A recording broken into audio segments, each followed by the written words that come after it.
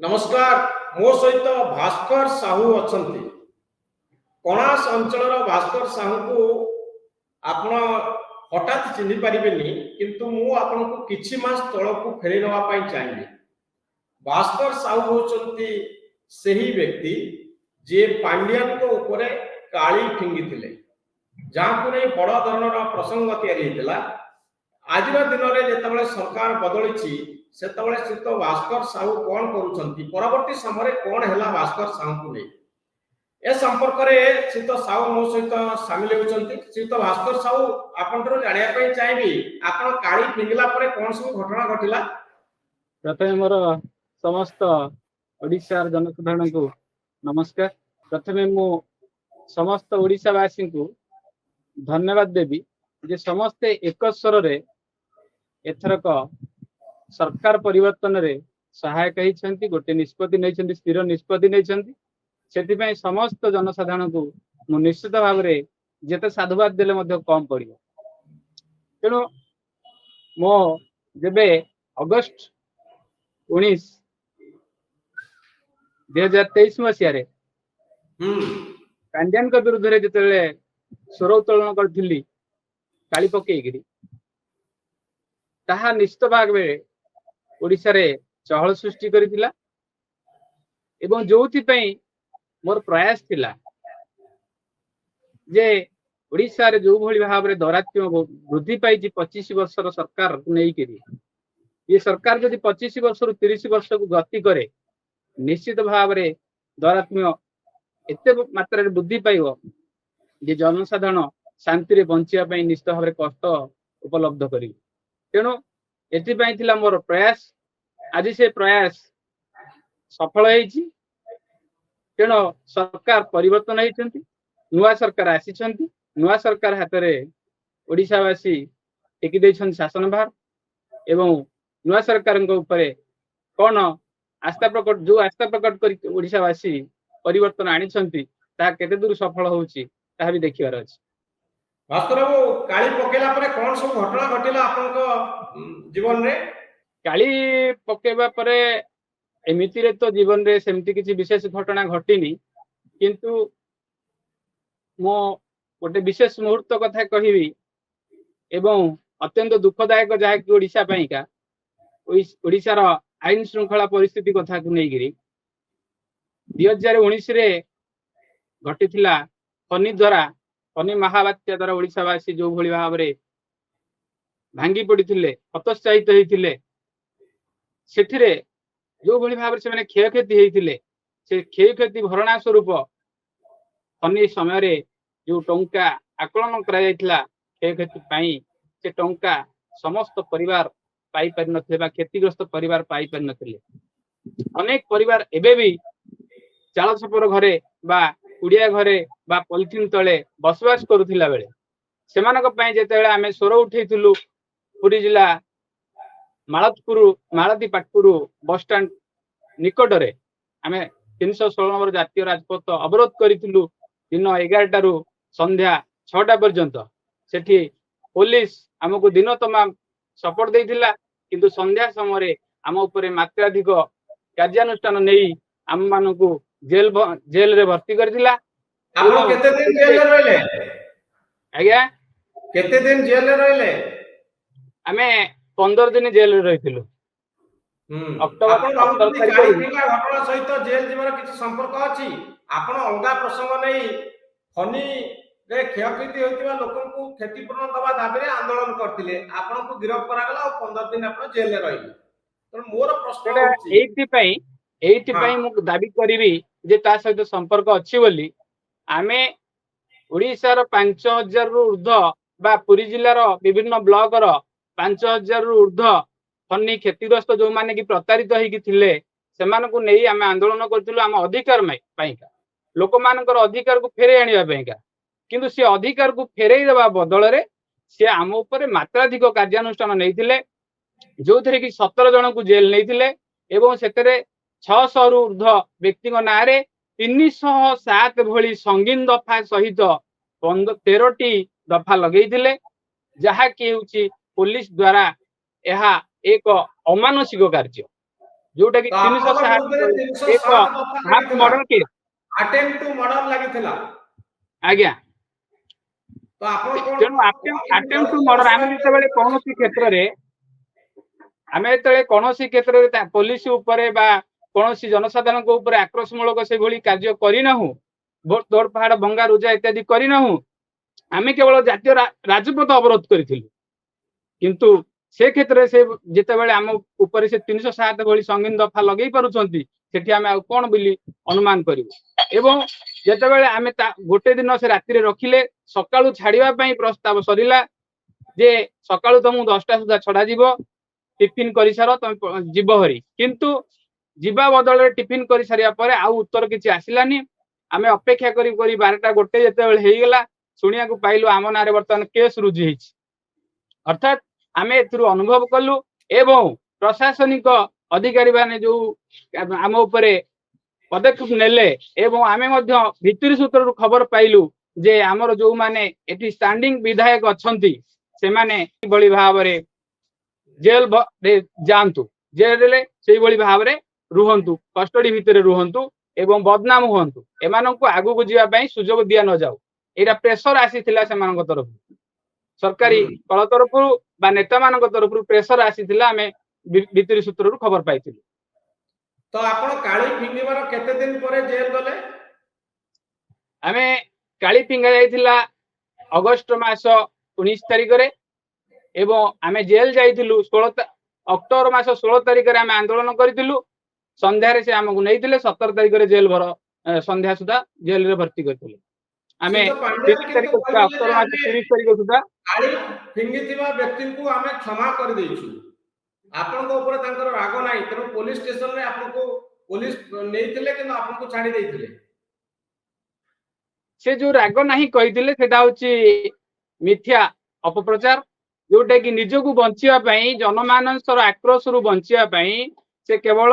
से बहाना सृष्टि करैथिले एक्चुअली से जदी से जानिथिले जदी मो नारे सेते बेले से केस करिथांते मो सहित से कोर्ट को टणा हेई थांते पांड्यान बाबू कोर्ट को मो सहित मुदेई साथरे मुदला हेइथिले सेते बेले से कोर्ट को उत्तर देई पारे नाहंते आज जोथि पई पांड्यान वर्तमान ओडिसा रे पूरा तिरस्कृत होउछंती तांकर दलीय नेतृत्व माने मध्य तिरस्कार करूछंती तांको घृणा करूछंती तांको खोजिले मध्य पाउ नाहंती से क्वाडी लुचिकी रछंती तो आपण को क्षमा कर देटा को आपण सहज रे ग्रहण करू नाहंती कदाबी नुहे से मो नारे केस करथिले मु भलो भाबी थांती कारण तांको मु सेठी धरी पारि थांती सहज रे जे ओडिसा रो शासन व्यवस्था को तमे कबलित करी जो भली भारे ओडिसा रो धन संपत्ति को लुठन करूछ एवं ओडिसा रो समस्त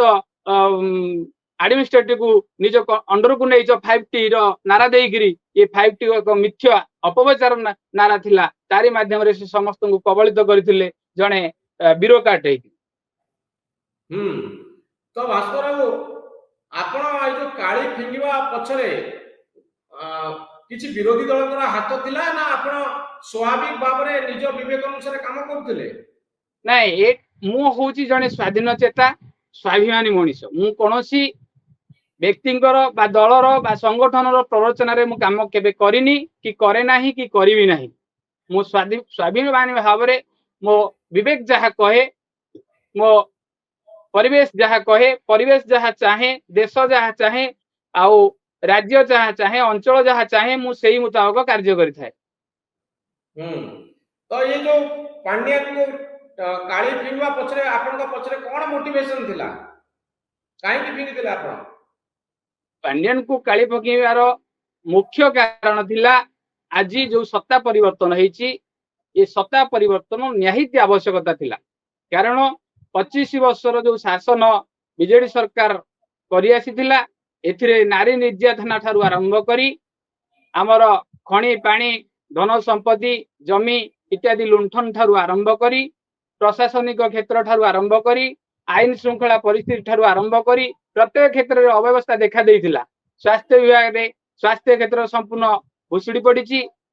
जो स्वास्थ्य पाइका सरकार बारंबार डिम डिम पिटती मास को 270 कोटी नारा दियंती आमे खर्च करूछु बोली से स्वास्थ्य विभाग रे गोटे सरकारी डाक्तरखाना को गले गोटे रोगी तार चिकित्सा न पाई ट्रांसफर भुवनेश्वर गला से मरी जाउछि जोटा कि आज देखा देइथिला पुरीर